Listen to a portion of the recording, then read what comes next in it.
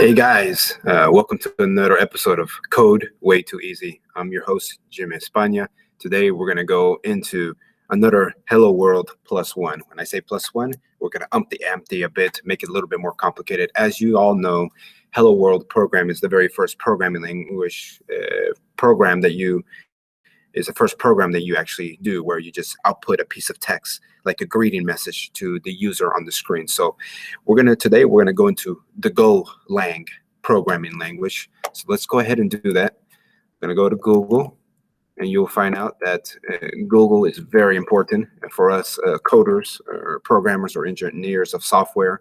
So let's go to Golang, and let's go ahead and start coding. Again, programming language is nothing more than a tool, and it doesn't really matter too much what language you use. And I'm going to show you guys all these different languages and how the same concepts go from one language to another.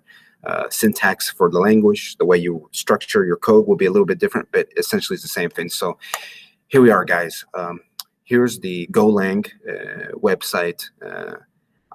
I think I've only done it a typical Hello World in Golang. So today we're going to make it a little bit more interesting.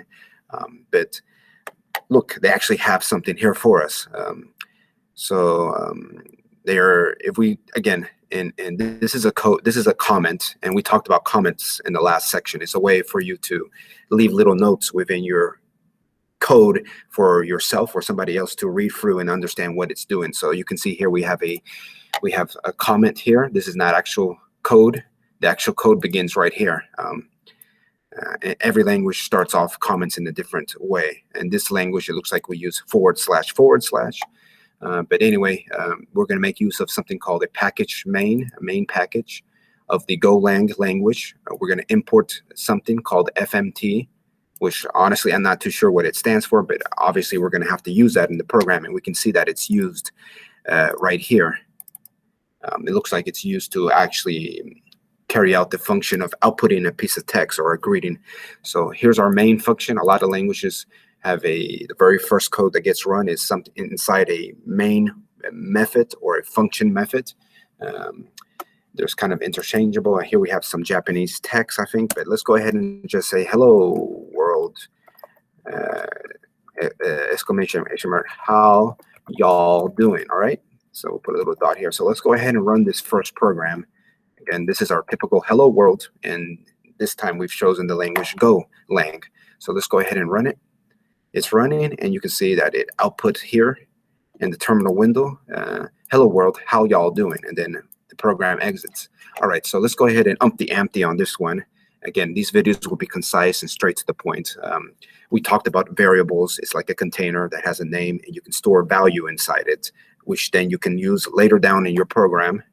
We may use a variable for this program, but the thing that I'm coming to think about is what we can do is the following. Let's go ahead and get a little notepad out here. Let's put our notes. So we want to create a maybe like a dice roll, mini casino friendly game. So we're going to say we want to ask the user. So we're going to get input from the user, ask the user for a number to be guessed. And then we're going to have, again, this is the idea of fuzzy code. Fuzzy code is like a high-level step-by-step on how we want to approach the problem, and then how we can take this and translate it into computer code. So the next thing we want to do is have the computer generate a random number. And then we want to eventually check to see what the user gave us versus what the computer gave us. If it's a match, then we're going to say, congratulations, you won. All right. Check if both numbers match, and if so, congrats. Otherwise, say to the user they lost. So here, guys, we have a step-by-step way of approaching this problem. We wanted to create a little casino dice roll game, give the user opportunity to guess a number, and if they're right, they won. If they didn't, then they lost, and we're going to let them know that. So let's take this idea here. So step one, we're going to ask the user for the number to be guessed, have the computer generate a random number, compare the two numbers. If they match, they're a winner. If not, they lost. All right, so let's go ahead and figure out how we're going to do this. It seems like here in Golang, we can do everything inside here. So let's go ahead and create a print statement, which we have already here, an example of it. And we're going to say, let me see if I can get this a little bit bigger so you can actually see this a little bit better. This should be big enough. So let's see. Please guess a number between 1 and 6. All right, so we're going to have the user guess that number. That's our first step. We're providing information to the user, a piece of text telling them that. Now, I have no idea how to do this in the language Golang, but let's go ahead and go to Google. And again, I will teach you a very good tool on how to, well, everybody knows how to Google, but how to use it effectively to find what we're looking for. So in this case, Golang is the language we're programming in. How to get input from user. So let's see if there's how to take input from the user in Golang. So great, guys, we came across a website that's going to teach us how to do that. You can see that this is very similar to what we're doing on the other website. So here we have a informational statement here, along with some comment. This is comments here telling us what it's doing. So look, we have to create a variable. So let's create a variable. And I'm not sure what first stands for, but first, okay. Again, every language does it a little differently, but let's go ahead and variable string second. Oh, maybe that's the name of, okay, I get it. So we're indicating as a variable. This is the name of our variable first, and it's what type of variable it is. Like we talked also about data types and for variables in some of the prior videos. Check it out for sure. But let's go ahead and this is more or less what we want to do. So we know we want to do something like this. But actually, let's see if we can indicate. Let's do it like this. Let's do it exactly like it is. So let's go ahead and paste this here. So we're not going to call this first. We're going to call theGuess. So we created this variable where it's variable theGuess, which is the number that we're taking from the user. It's a string variable. And then let's go back to the other website. So this is what you do to actually take input from the user. So let's copy that piece of code, taking input from the user as the comment tells us here. Again, we don't need to know everything, but we can more or less understand the basic concepts of programming coding. We can definitely get something up and running. So here we go. It looks like, again, this is the name of the variable, but we changed the name of the variable to theGuess. So let's actually update this and paste that there. All right, perfect. So we're telling the user, please insert a number between 1 and 6. We created a variable to store that, even though it's a little misleading. We're asking for a number, but for the most part, the computers in most languages will take, even though you insert a number, it's going to treat it like a string, a piece of text. So we're going to go ahead and just leave it like that, and then we'll see about how we can convert a piece of text, which is in the form of a number, how we can tell the computer, hey, computer, this is actually a number. Let's do the comparison of number to number. So let's go ahead and proceed. All right, so we got that information from the user. Now we're going to have to see, I'm going to create another tab here. I'm going to say on Google, how to generate a random number. So Golang, how to generate random number. Golang, how to generate random number. There you go. So let's go ahead and click on that. So here's an example, random numbers in the Golang. All right, so let's figure that out. So here's an example. It looks like we're going to import some different items here. All right, let's see. All right, it's a little bit more complex than I wanted, but that's okay. Let's see if we can figure out. Here's some example output here. Let's see if we can. Looks like we're going to use this random number. All right, let's go ahead and copy this import statements. Import statements is a way of telling the program, hey, you're going to be using these items later down the road. So let's incorporate that into our let's not forget to include. Okay, good. Yeah, that one was included. Perfect. All right, so let's go ahead and let's see. So how can we create a, so maybe if we read this, for example, this this method or function here, as you can see here, random.integer and number n, I guess that was, returns a random integer from 0, n will be 0, so it's going to be a number between those values. Okay, perfect. So let's go ahead, and that's kind of what we wanted to do. Now we'll change it accordingly. So let's copy this,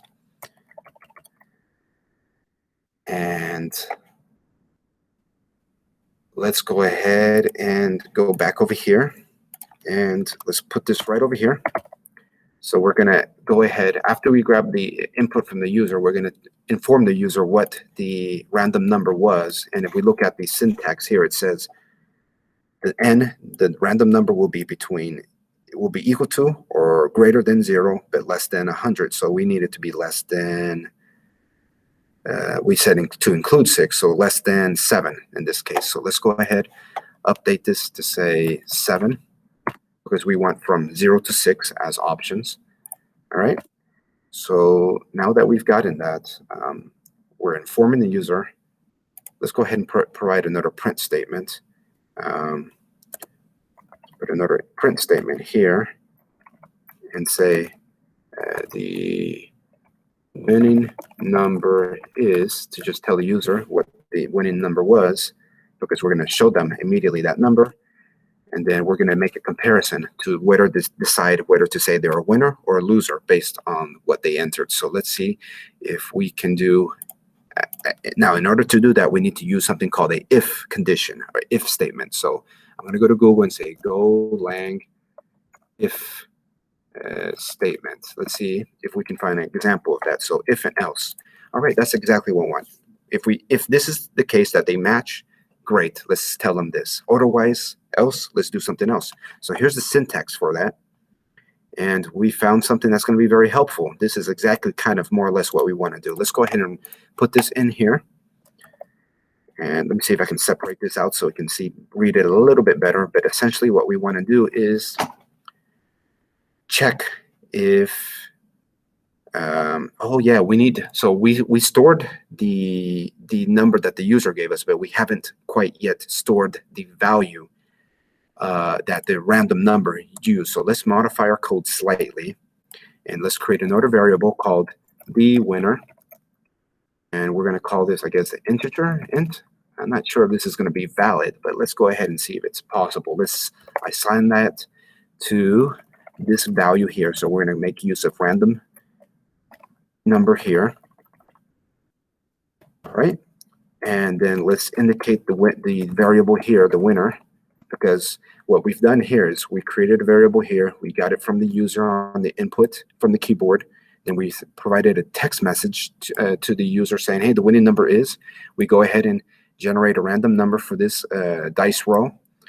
And then we output that dice roll number result because we're referencing the variable here. And now we're going to make a comparison. So let's go ahead and say the winner. If it's equal to whatever the user gave us, which is theGuess, then we're going to print a statement saying you won. You won. Else, if that's not the case, we're going to print a statement that says, sorry, you lost. All right. And I think that's pretty much it, guys. I think we got something more or less running. I will tell you, I think there's going to be a problem because when it comes to this part where it's going to compare the guess variable value versus the winner variable value, this one here, we know it's going to be a random integer because that's what we're doing, random integer. But then we take the input from the user as a string. So it's going to try to compare a string with a number, and then the computer doesn't know what to do in that case. Doesn't even make sense. Let's go ahead and run this and see if we can get some error message. Let's go ahead and show you a quick idea or show you how to debug something. So we know this is probably going to not work, but let's see what happens. Run. Oops. Let's see. Okay, all right, I was gonna say, oh wow, we just lost all our code. Make sure you copy your code, all right? Because that was a lot of work. So we have a imported, not used time. Okay, so it doesn't like the fact that we didn't make use of the time function, time import. So let's get rid of that. See, we're just handling our error message, and then we can also see that what I had indicated earlier, invalid operation, mismatch type, string and int. So that's going to be a problem. We corrected one of the problems, which was not using the time. This Golang wants you to, if you're going to mention something, you better use it. So let's go ahead and see how we can convert in Golang, how to convert string. I think we want to convert string to int. That's what we want to do. We're taking the input from the user. The computer is going to treat it like a string, a piece of text. And we want to tell the computer, nope, please treat this as a number. So we're going to make some use of something called import string conversion. And let's see some examples on how to do this. Let's see if we can find something. Again, this is my first time. This is our first time programming, and we have to figure out some stuff. So here's a string. And let's see if we can convert. Okay, so we can parse this. All right. Let's see if there's some better examples here. Something string conversions. Here we are. All right. All right. I think what we're numeric conversions. A to I. The most common numeric conversion are string to int. That's very interesting how they decided to name them, and then int to string. So let's see. So I think we're going to essentially want to do something like this. So let's go ahead and copy this. And let's go ahead and copy this. I'm not sure why here in Golang we have this symbol with this. Maybe that's how you do assignments. But when we ran this, we didn't have any issues that was talking about this. So let's just go ahead and assume that hopefully this is going to work. And let's go ahead and copy this. And let's see. Let's go ahead and put this. Where am I going with this? Excuse me. Let's see. We want to. Okay, that's right. So we're going to convert. So here, we're going to update our variable. So right over here, let's go ahead and update our variable, which is called theGuess. We're going to convert it to the following. We're going to set it equal to. So we're going to make use of this string conversion. And this is a method or function we're calling on that. And we're going to indicate the variable here, which is theGuess, so we can reference it 2 times. So we're going to update the value of the guess to whatever the conversion of that string that they gave us, even though it's a number. The computer is going to convert it into a integer. And it should work, I hope, in this case. Let's go ahead and run this. Let's not forget that we need to make use of something called, we need to import this as well. So let's import this because we need to inform our program of that. So let's go ahead and put this right here. I guess it's kind of weird. Anyway, hopefully it likes it, even though I format it this way. Let's go ahead and run it. Run it, and we're having some errors. All right, maybe I need to format it particularly this way. So let's go ahead and put this right here, copy that, and go ahead and place this right here. Let's go ahead and run this again. And we're having an error here. This is grammary. This is not related to the code itself. Let's see. So mismatch, one variable, but oh, this returns 2 variables. We don't want to return 2 variables. We want to, and that's probably why over here they had that example here. String conversion. Interesting. We're gonna have to figure this out, guys. Let's see what we can do here. Biggest integer. Let's see. We really just, maybe there's a better way of doing this. Let's go and see if there's a better, how to convert a string to integer type in Go language. Let's see, there's another website that we can use. Probably going to show us the same thing, but interesting. I guess we really have to use this option here. Let's see. Okay, let's do this exactly like this. I guess this is the way to do it. Again, we'll worry about understanding the syntax. Again, this is specific to. Let's go ahead and copy this. And let's put that over here. So let's see, line. All right, invalid operation. Okay, that's fine. All right, let's go ahead and place this again. We're going to follow that same idea. And let's see. So we're going to update the variable theGuess. And we want to take theGuess. And since it wants to take returns two values, let's go ahead and comment this line of code out. So we've commented out.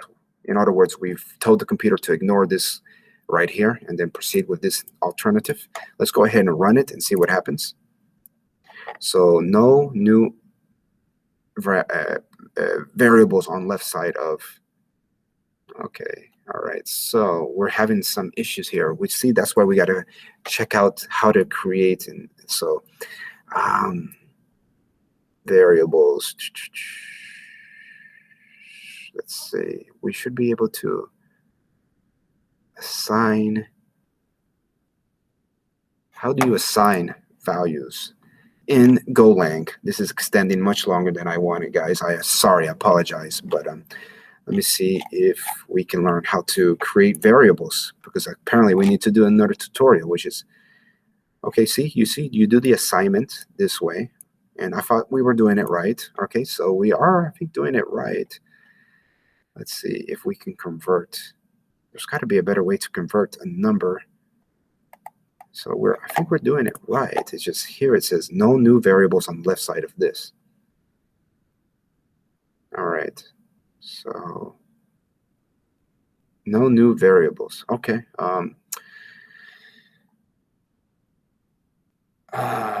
Let's see. Let's see. Let's do it like this. Maybe we need to indicate it like this to reference the variable. I don't know. Let's see if this is going to help. theGuess. Let's go ahead and run it. And nope, that's not working. All right. So we're struggling here. That's okay. We'll figure this out. We should be able to convert. Why is this so difficult? At least, again, this is, my first time exposing ourselves or myself to this language, and we're doing these live sessions. So I'm going to show you how, some things you may run into, guys. Let's see how to convert.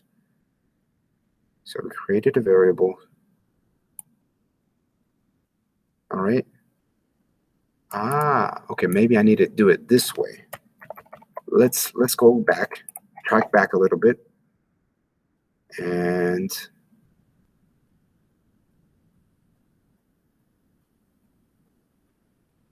all right. I wonder, do I do it this way? And then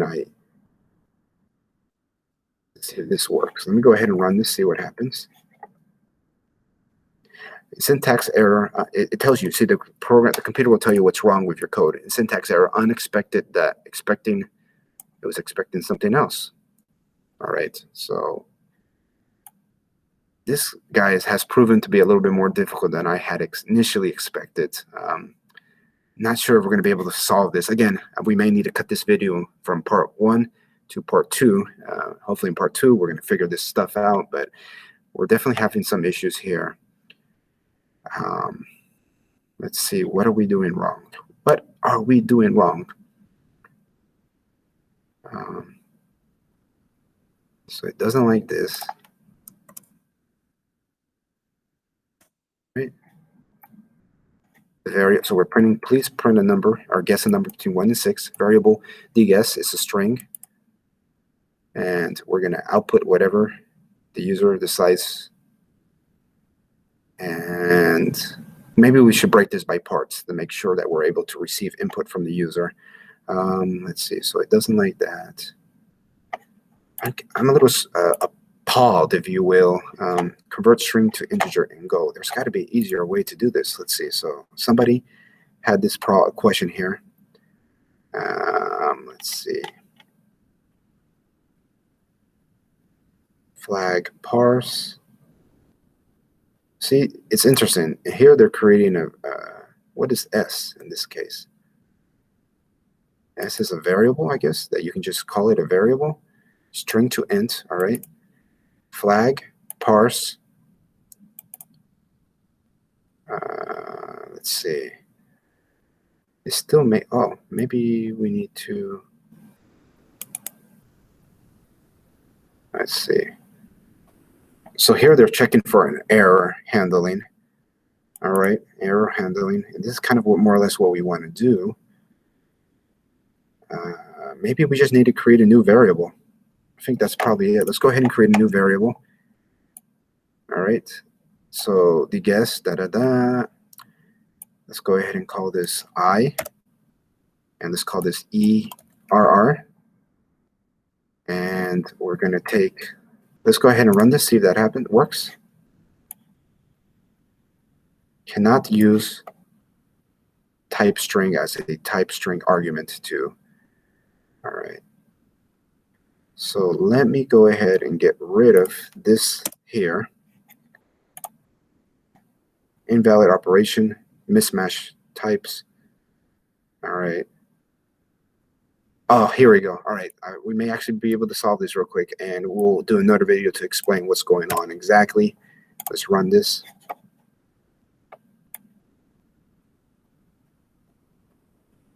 Okay, so it's complaining that we declared this variable. So let's go back over here, and let's say we're going to use this variable here. So let's copy this.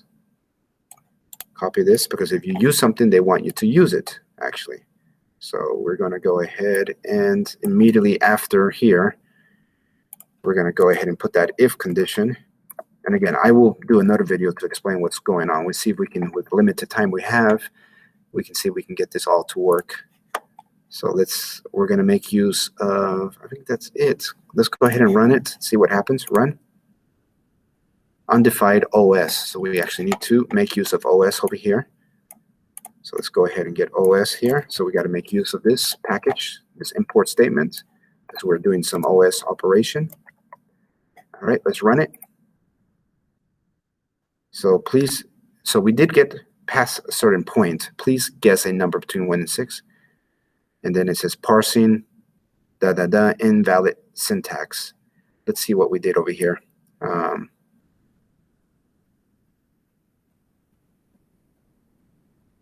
Invalid syntax. So it's having issues right over, let's see.